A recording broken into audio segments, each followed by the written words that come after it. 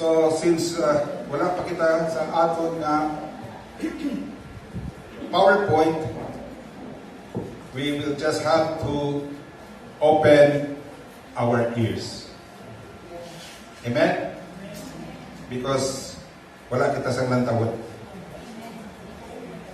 But this morning, we're going to talk about a spiritual act of worship.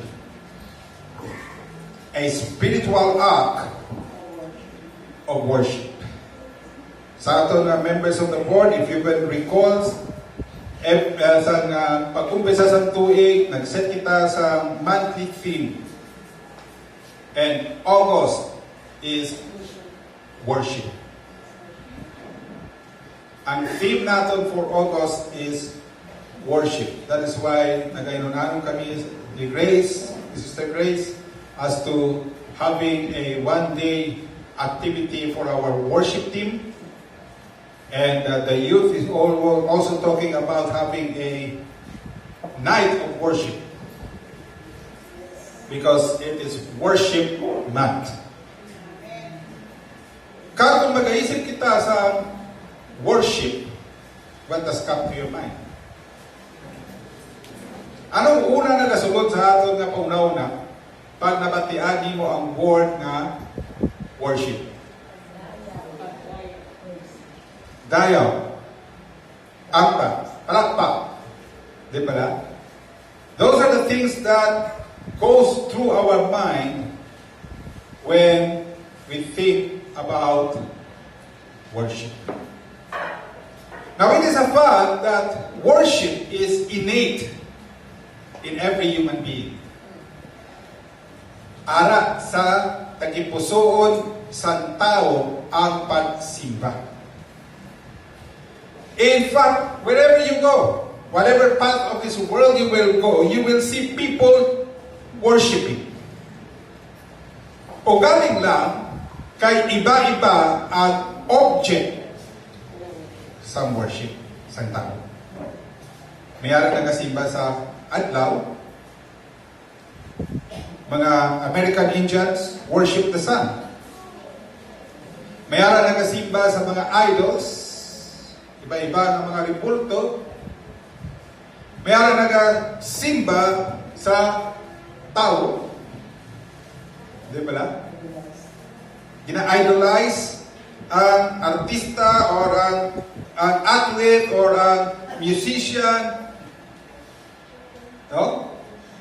So much so nga, daw maluhod ka na sa pagsimba kapag tayaw sa iya. Grabe siya. Worship. Others have built temples to express worship.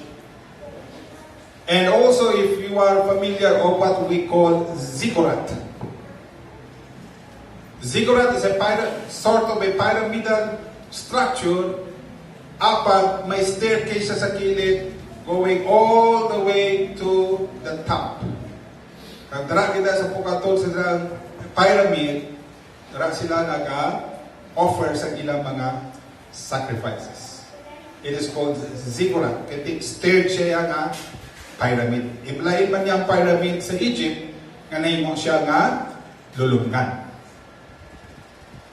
So, it is innate in man to worship.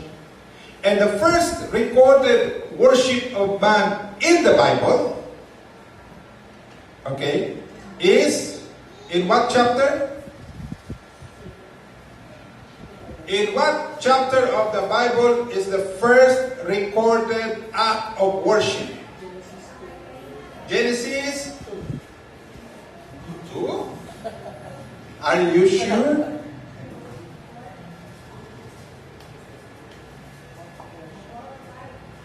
Genesis chapter 4. When Cain and Abel offered their worship to God. Diba? The first recorded act of worship is found in Genesis chapter 4. And God has been worshipped ever since. by those who understood God's way. Halin sa pag-umpisa sa pagsimba ni Cain kag ni Abel nga sa kuliin ang worship, ang pagsimba ni Abel ginbaton sa Dios, apang ang simba ni Cain ginsikway sa Dios. Man has not stopped worshiping God to those who understood God's ways. Ito may araya nga wala kakilala sa Diyos, so gahimo sila sa nilang object of worship. Many of the Psalms in the scriptures, in the Bible, talks about praise, about worship. Kadamo nga makita naton sa Psalms ang pag-agda sa pagdayaw sa pagsimba sa atong Diyos. But then, when we come to the New Testament,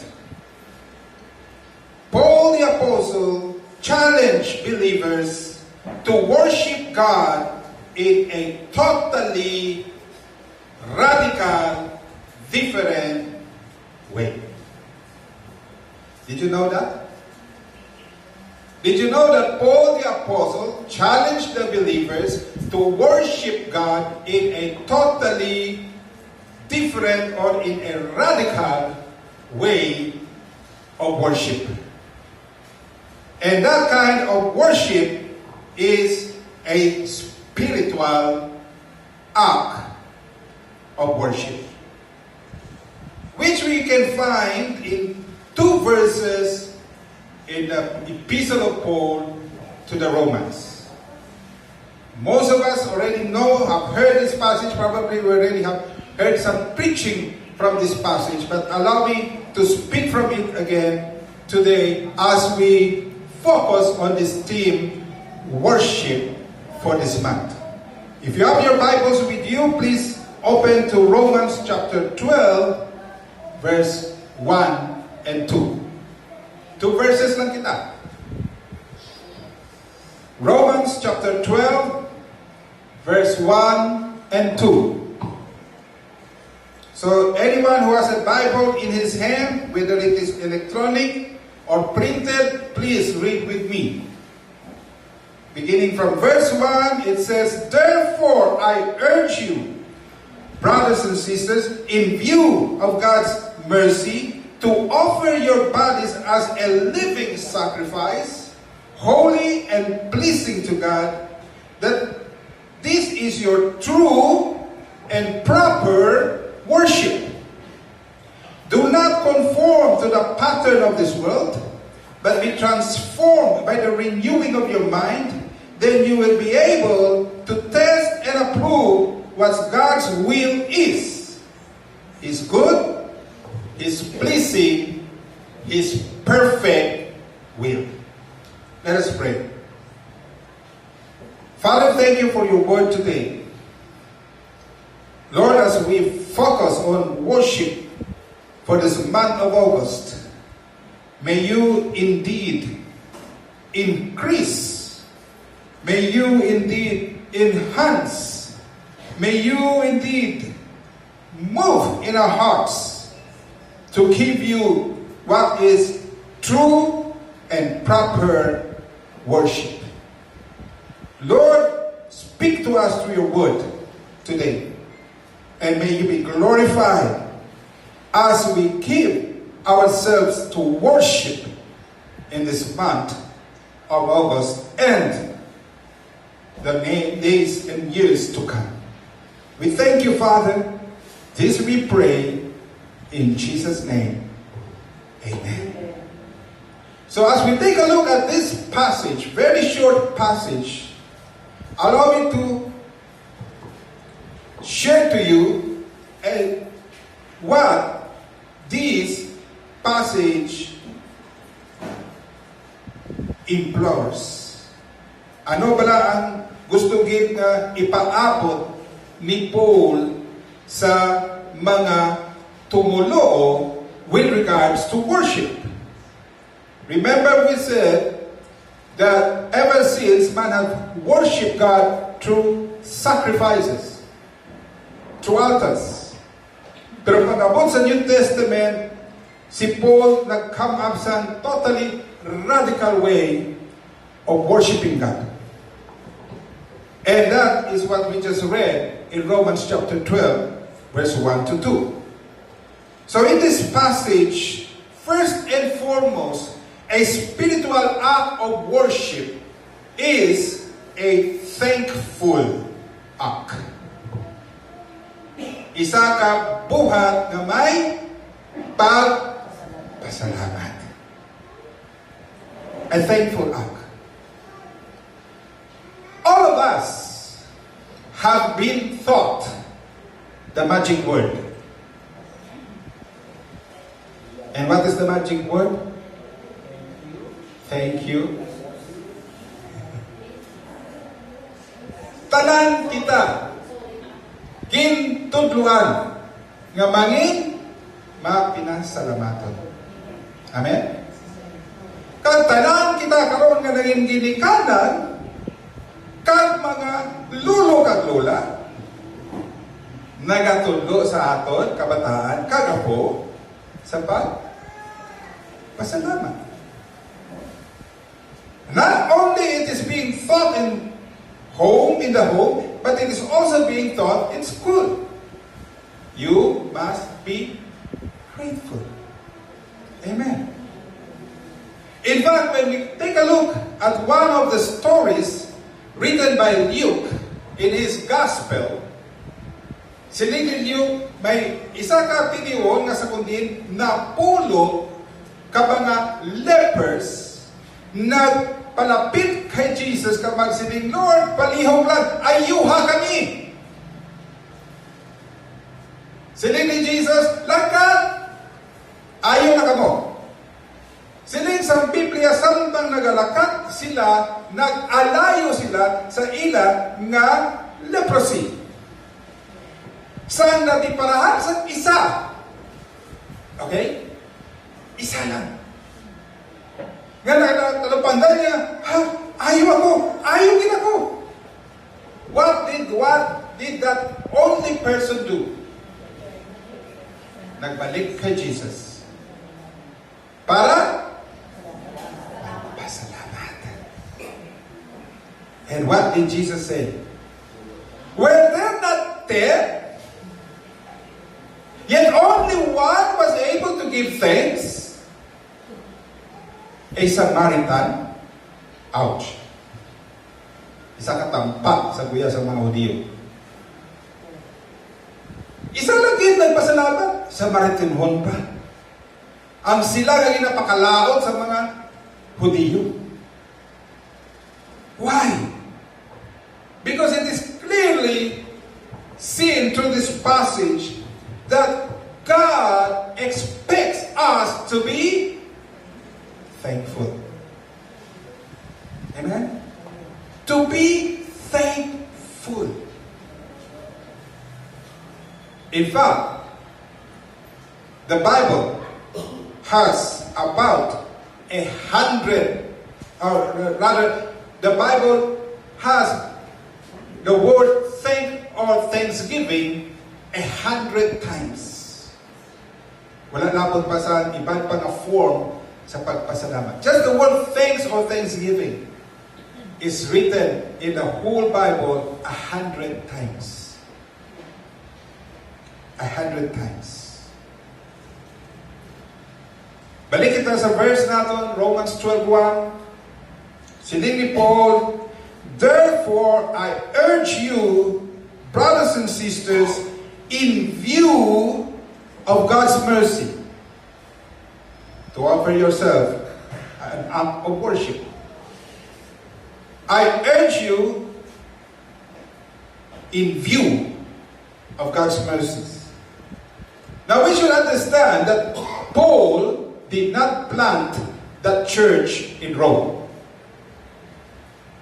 Sa pagsulat ni Paul sa siningang letter, sa church dito sa Roma, wala pa to si Paul nakatapak. He has not been to Rome. There was already an existing church there. Sino ang nag-umpisa sa sining pagtilipon sa mga tumulo sa Roma? It is unknown. But most probably, si Priscilla kag si Aquila kabahin sa tong church nga napasad sa Roma.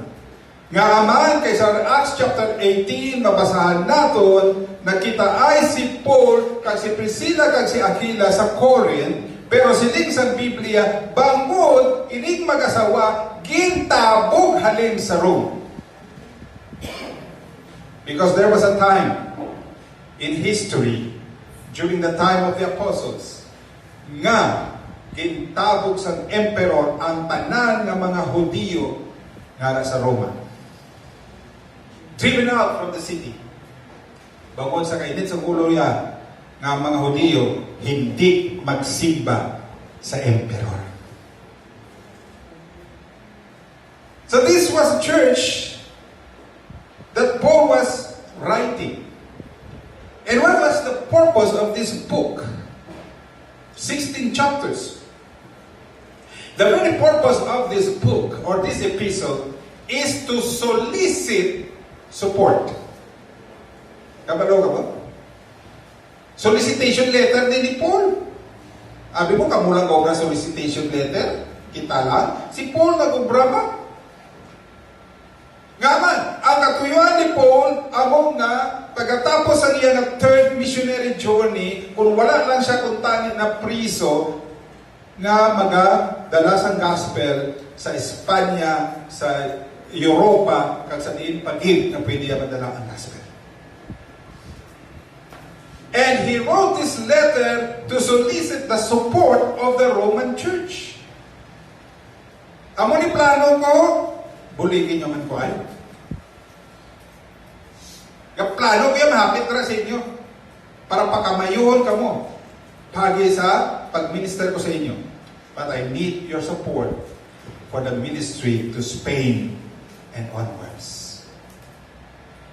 And in this epistle, from verse 1 to verse 9, we have a very sound theology written by in a very scholarly way about the gospel.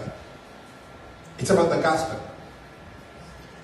Romans 1:16, I am not ashamed of the gospel, for it is the power of God to bring salvation to the Jews first and to the Gentiles. So 9 chapters itutukan ni Paul sa pag-expound sa sining gospel.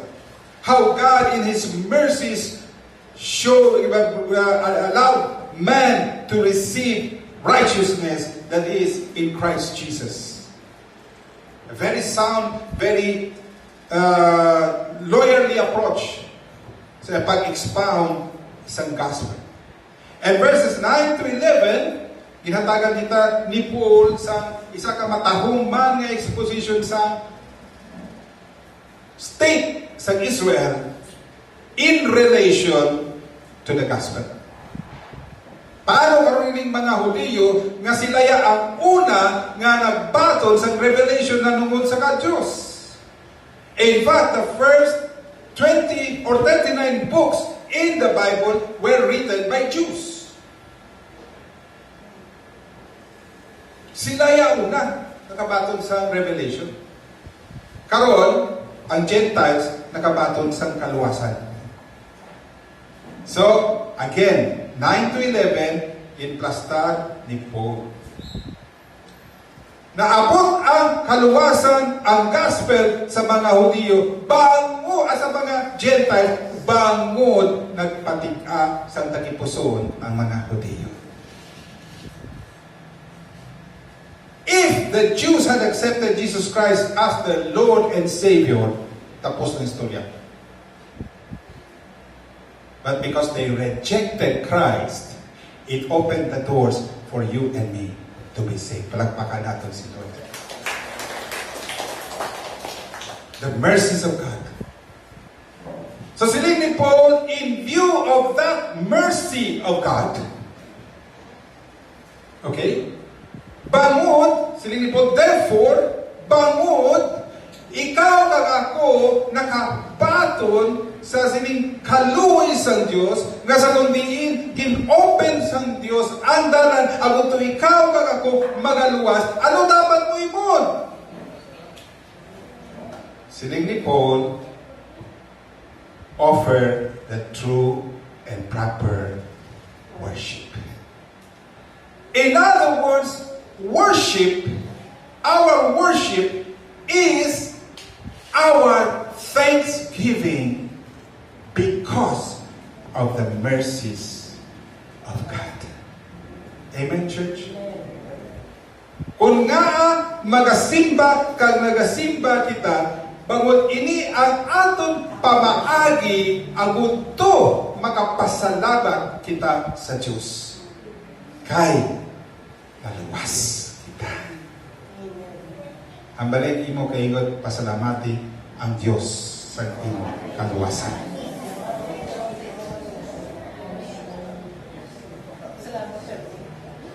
Kapasalamat sa Panginoon. Di ba na? Siling sa author sa Hebrews chapter 13, I forgot the verse. It is not in my notes. Nagsulod lang sa akong pangunahuna. Siling nga, offer thanksgiving, the fruit of your lips, the sacrifice of praise. Hello. Offer thanksgiving, the fruit of your lips, the sacrifice of praise. It is because of the mercies of God. A spiritual act of worship is an act that is brought about by a grateful heart. Bangod sa mapinasalamaton nga tagipuso. Ang pamanggod sa kong aga, ini. Do we worship God out of obligation? Or are we worshiping God out of a grateful heart?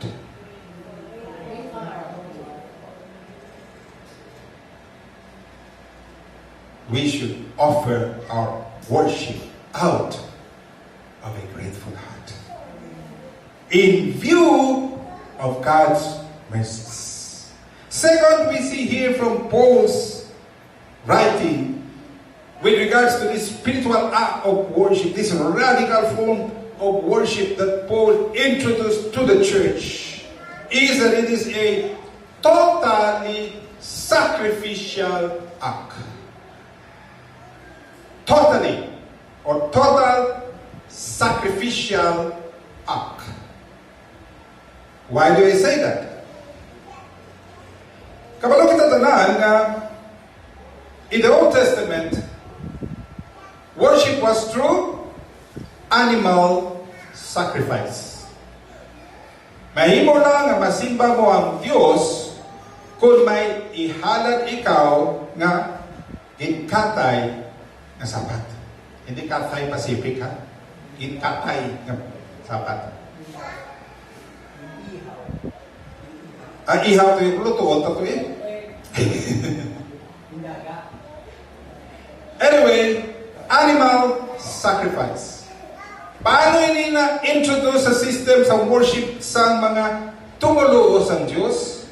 Dito pa lang sa Genesis chapter 3. Ang Diyos mismo ang nagplasta. Sa dili na makita, Pastor, sa Genesis chapter 3. Basahan ninyo Genesis chapter 3 verse 21.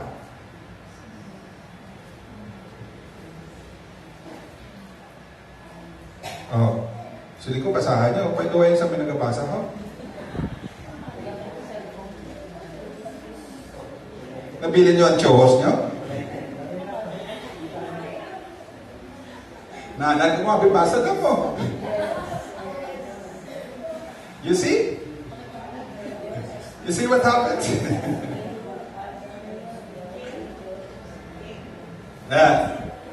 Ano nabasa natin? Siling sa Biblia, pagkatapos nga nagpakasala si Adan kag si Eva, ang Dios nakikabal sa ila, nagpromesa sa kaluwasan sa ila, ginpakamalaot ang serpent, gin-curse ang womb sa babae, gin-curse ang duta para sa kabudlayan sa lalaki nga mangita sa ila kalanunon. Pag-abot sa verse 31, siling sa balang nga kasulatan, ang Diyos nagtahi sa panapton ni Adan kag ni Eva, kag gin suluan sila sa bayo, gikan sa diin. Dahon? Skin of the animal. Anong po siya ganun sina? Di ba? Hindi ka pwede kayo mo sa panapton, gikan sa panit sa sapat, kundi mo anay pa tugon ang sapat. God clothed them with animal skin. Ang implication sina nga ang ila pamaagi agong tabunan ang ila kahuya hindi mabaton sa Diyos. Nga, kaya nanabon sila pinagi sa tinahi nga dahon. Nalipat sila ng dahon na kalaya. Lugay-lugay tastas. So, una nga mananahi sa kalibutan ang Diyos.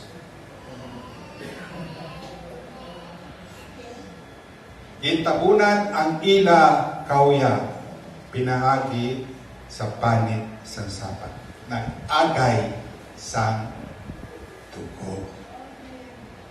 Hello, church. There was the need for the shedding of blood. And this we see repeated again and again and again in scriptures. Pag-abot sa panahon ni Noah, sining sambalan nga kasulatan pagkatapos ang anaw nga ginhambalan na sa Diyos, na pwede na sila kapanahon sa arka, ang una nga ginhimo ni Noah, ano? Nagbutang sa altar, ka naghalad sa Diyos. But this time, we notice one thing different from what Abel did. Abel offered an animal, right? But when come to Noah, it says he offered clean animals. Buhat sa ganon, may distinction na. Sa kay Abel, wala ta kay Balo, kung anong klase nga sapat ginhala niya, pero sa kay Noah, may distinction na. Kay bago siya magpasaka sa mga sapat sa arka, sining sang balan nga kasulatan, nagpasaka siya sa pinaris-paris nga sapat sa mga clean cut unclean animals. Bukod sa doon may mga sapat nga pwede ihalad, mayroon sapat nga hindi pwede ihalad. Kagina siya naging regulation na kagin klaro pag-abot sa libro sa Leviticus. Nga sa mundiin gin athag kagin patpagin sa Diyos, kagin specify gin sa Diyos ano atong mga sapat nga clean kag unclean. Ano lang to ang mabaton sa altar kag hindi mabaton sa altar. Kag number 1 gin ang hindi mabaton sa altar ang baboy. Bawal ang baboy. Kundi lang namit. Bawal ang lechon. There was always the shedding of blood, which eventually, we all know that all the sacrifices pointed to just one person, and that person is no other than Jesus Christ, our Lord. Palakpakan natin si Lord. Ano sining ni John sa iyang mga gintutunan? Pagkatapos nga si Jesus gintugmawan, siling niya, behold the Lamb of God who takes away the sin of the world. Jesus became the ultimate sacrifice. Suppose nga nun, ang pamaagi sa pagsimba sa Diyos through sacrifices was fulfilled in Jesus Christ. And so therefore, Paul now tells us there's a different sacrifice that we need to do now. And what is that sacrifice? Ang ambalya dito sa chapter 12, verse 1. Yapon. Ano so pon sa ginambalya, I urge you, brothers and sisters, in view of God's mercy, to offer your bodies. Your bodies. Abiling imo utod ang imo lawas. Your bodies as a what? A living sacrifice. Hello, church. Our bodies are to be offered no longer by the shedding of a blood, but as a living sacrifice to God. Which Paul says is our proper and acceptable worship. Hello, church. What we are to offer is our bodies, our whole life. Our whole lives. Whether you are a student, you are an employee, you are a businessman, or you are just standby, you offer your bodies as a living sacrifice to God. That is the proper worship. The whole of ourselves. The whole. And how are we going to offer it? As a living sacrifice. Buhi nga halal. Hello, church. Which brings us back to what Jesus said in Luke chapter 9, verse 21.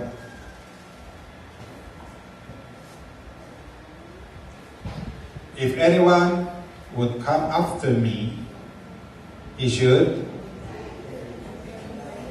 deny himself, pick up the cross, and follow me. Hello, church. It is about denying ourselves and picking up the cross. Now, kapila na natin i-clarify, ang picking up of the cross is not ang cross ni mo ginapasan sa pagbantay sa ni mo ako at lawadlaw. Is not ang cross ni mo ginapasan sa pagpanglaba at lawadlaw. Ang cross nga ginahambal tara amo ang kabangdanan sang ang persecution nga imo mabaton bangod sa imo nga pag-share sa gospel. Your willingness to suffer for the name of Jesus Christ. Nothing more, nothing less. For the name of Jesus Christ. That is what it means when Jesus said to pick up your cross. Amo na kung nga san si James o si John nagpalapit kay Jesus na magsabi, Lord, kung pwede lang sa imo gidarian, magalingkod kami sa wala kag sa imo tuo.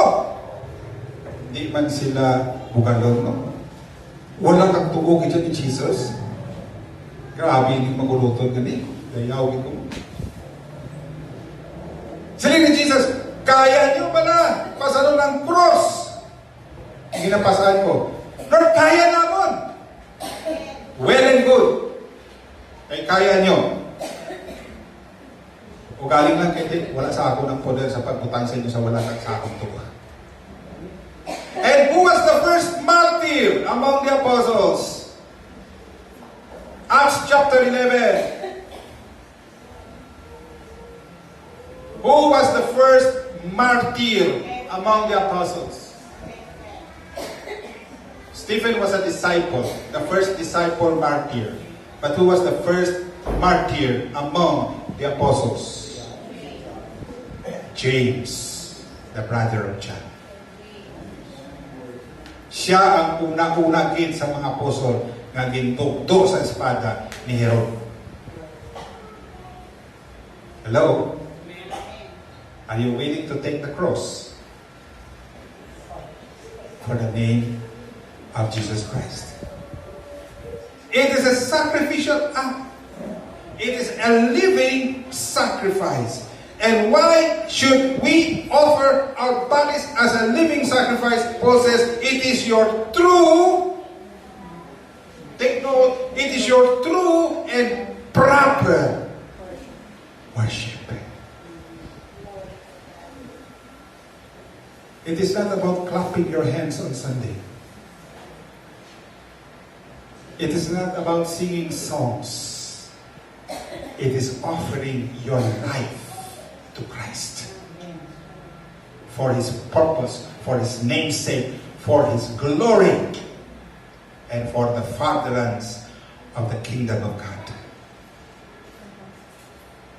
This is a sacrificial act. What are we doing as an act of our worship to God? Ano ang nahimo natin? Kilala kita katuwing na nakakilala kay Jesus. Ano ang nahimo naton bilang ato na spiritual act of worship for the glory of God? Lastly, and we will end, it is a transformational act. Transformational act. As mentioned earlier, animal sacrifice was first introduced in Genesis 3:21.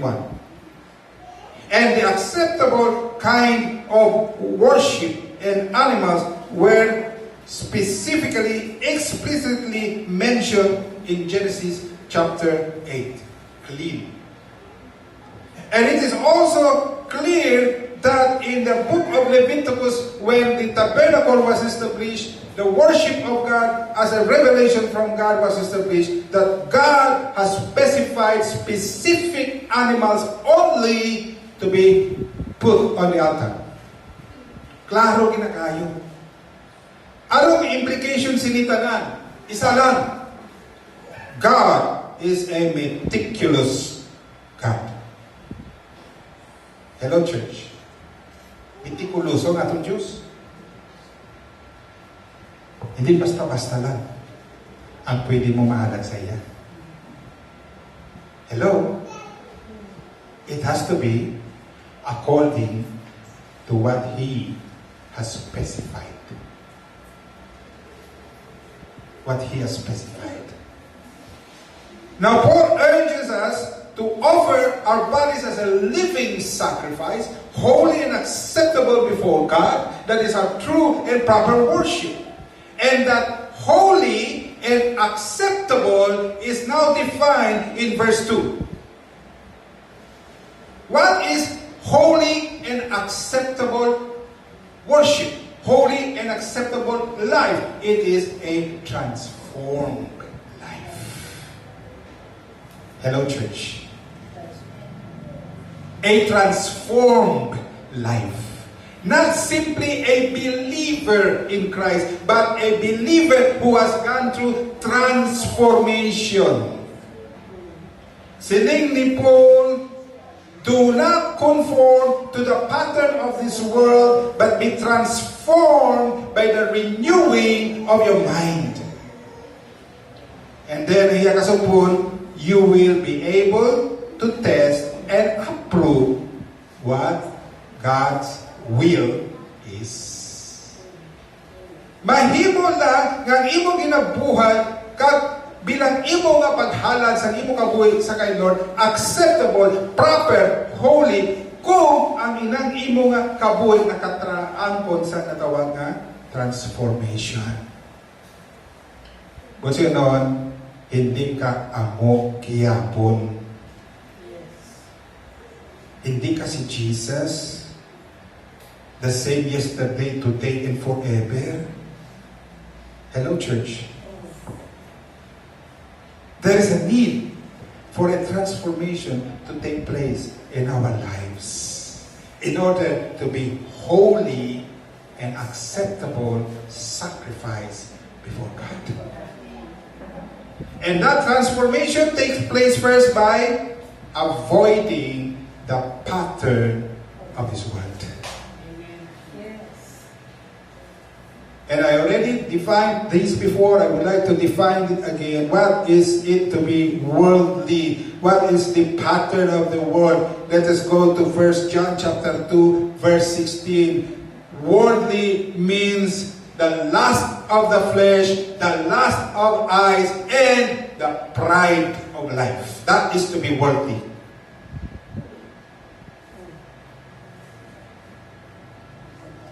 That is why many times I question believers, even pastors, not to offend anyone. Because you see, the Bible explicitly tells us that drunkenness and gluttony is sin. Amen, church? Pero ang church katutok permi sa drunkenness. But on the other hand, ang gluttony wala makita. Nga sa kundiin mga tumulo mahilig sa inulugan. Hello, church. Pastors included. Hala, sige. Hala, bungkukahon. Wala pa, hala. Sige, pagit.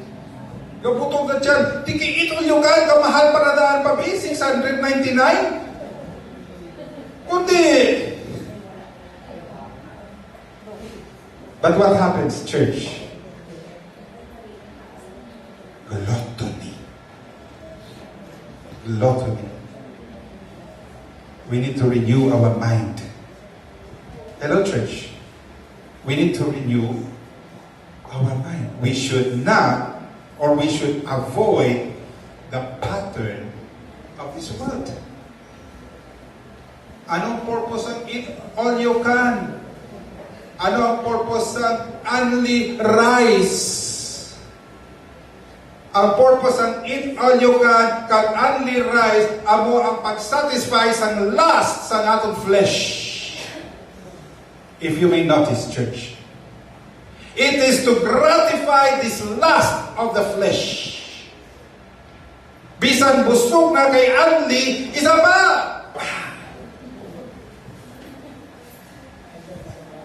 Aminin.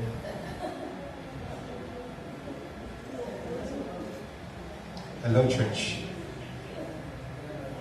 Renewing of the mind. We should avoid the pattern of this world and allow our mind to be renewed. And how can that happen? Only two things, church. Prayer and word. Prayer and word. Prayer and word. Prayer and word. Prayer and word. Ang baligi mo kaingot, kinahanglan mo ang pangamuyo kagang pulong sa Diyos.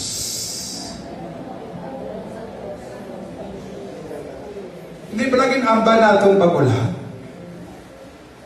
Babad sa presensya mo, babad sa iyong salita, babad ang sekreto ko, kaya ako'y masaya. Kapag magkanta, no? Hindi pala. What is the secret of a believer? Babad sa presensya ka sa salita. Hello? Ang balagi mo kaingot, gababad ka man?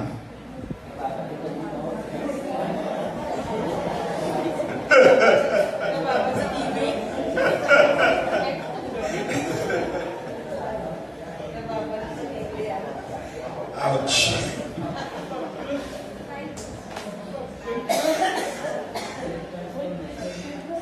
A transformed.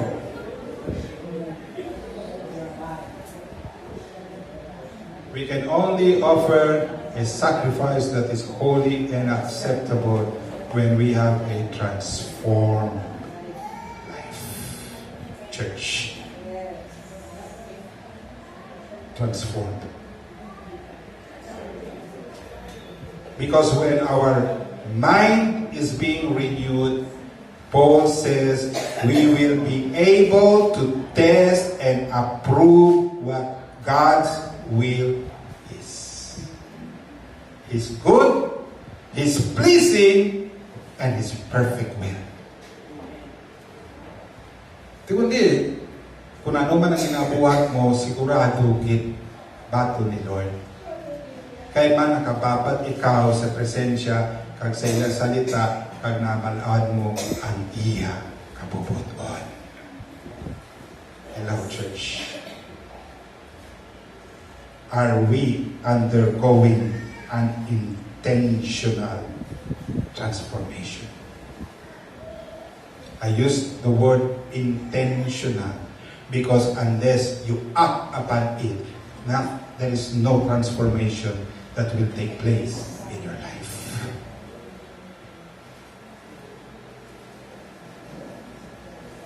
Last month, I preached on crossing over. If you can remember. In the onset of our celebration of our anniversary, 12 years. 12 years anniversary, a very significant number in the Bible. And I preached on crossing over, and we spoke about doing it together. Amen? We need to do it together.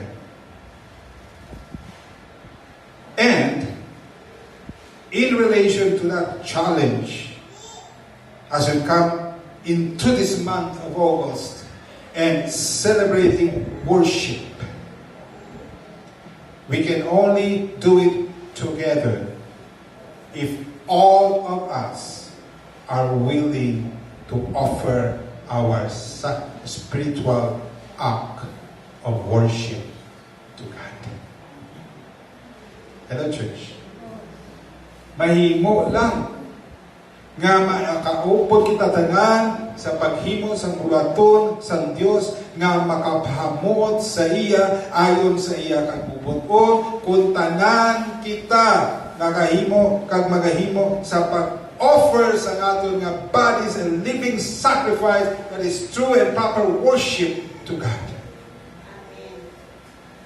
A worship that is brought about by a grateful heart, a worship that is totally all out for God, a worship that has been brought about by a transformed mind.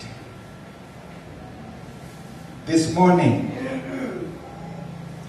are we willing to offer our lives as a living sacrifice to God? Are we willing to offer our bodies as a living sacrifice? Now, church, this is not about coming to Sunday every Sunday morning, sorry.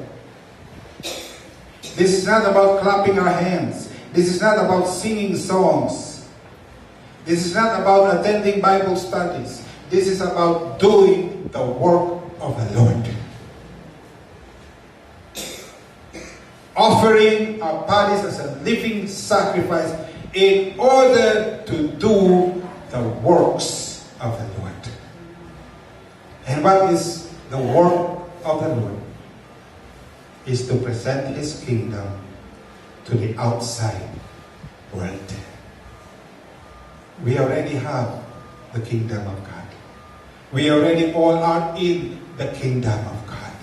Yes, we need our Sunday services in order to continue to encourage one another, to build up one another. Yes, we need our Bible studies. Yes, we need our fellowship. But what about the outside world? Every classmate of yours is entitled for the gospel, students. Every classmate is entitled for the gospel. Every colleague in your company is entitled to the gospel. Every neighbor is entitled to the gospel. Every member of our families are entitled to the gospel. We have enough. We have been 12 years together. It's time to cross over and begin to conquer the land. Can we all stand, please?